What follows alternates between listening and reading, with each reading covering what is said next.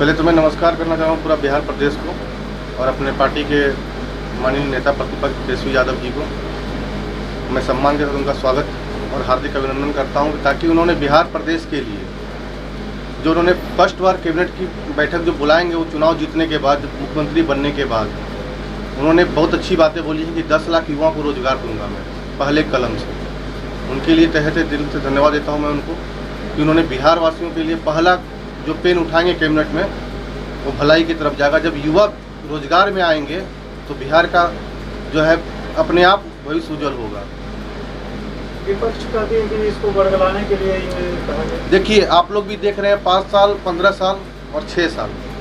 15 साल नीतीश जी को देखा आपने कि उन्होंने क्या क्या वादे किए, और 6 साल अपने प्रधानमंत्री जी को देख रहे हैं कि उन्होंने क्या क्या वादे करके क्या क्या कर रहे हैं बिहार के लिए। उनका कोई भी वादा अगर बिहार के लिए पूर्ण रूप से लागू किया गया हो या भलाई में किया गया हो तो आप लोग से छिपा हुआ तो है नहीं। और आप जो है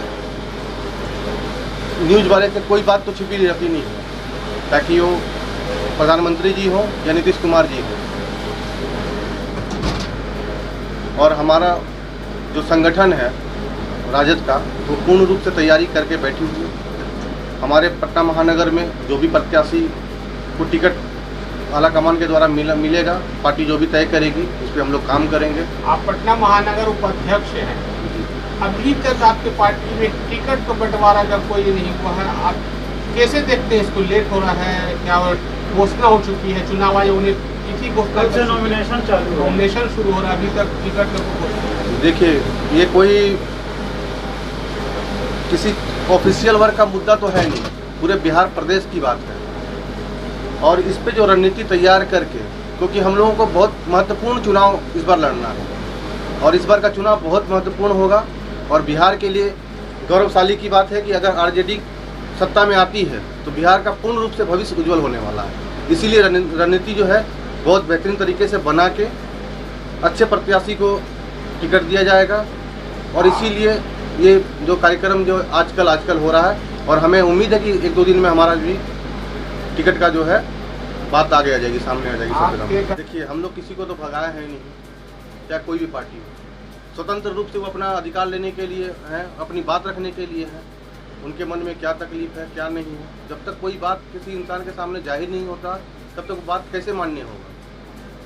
भाजपा अगर आपकी पार्टी में आती है तो क्या लगता है, मतलब आपकी पार्टी की बेहतर भविष्य के लिए क्या सही रहेगा? देखिए, संगठन के साथ मेरा मानना है कि संगठन के साथ चुनाव लड़ना और संगठन से अलग होकर चुनाव लड़ना, और आरजेडी कोई बिहार प्रदेश के लिए छोटी मोटी तो पार्टी है नहीं। अभी विपक्ष में हम लोग बैठे हुए हैं और बेटर रहेगा कि वो अगर साथ लड़ते तो। चिराग पासवान कहते हैं कि हम डिप्टी सीएम का उनका कोई शर्त है क्या ऐसा? देखिए सर, शर्त तो सब कोई रख सकता है, शर्त तो कल को हम भी रख सकते हैं। बोलने के लिए किसी को स्वतंत्र है, इंडिया हमारा जो है स्वतंत्र है, हर कोई बोल सकता है, खुल के बोल सकता है। वो तो आप भी बोल सकते हैं। अभी जो है चुनाव की स्थिति को देखते हुए आप जनता को क्या मैसेज देना चाहिए?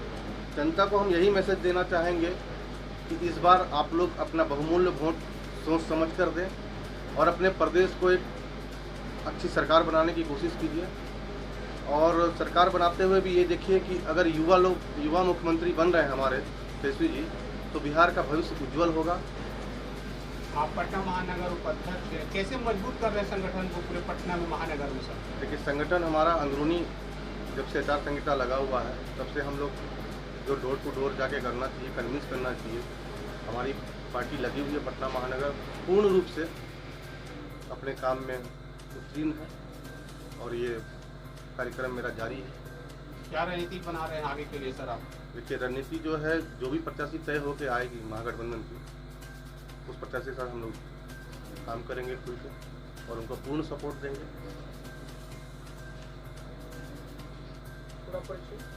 पवन सिंह, पटना महानगर उपाध्यक्ष, राजद।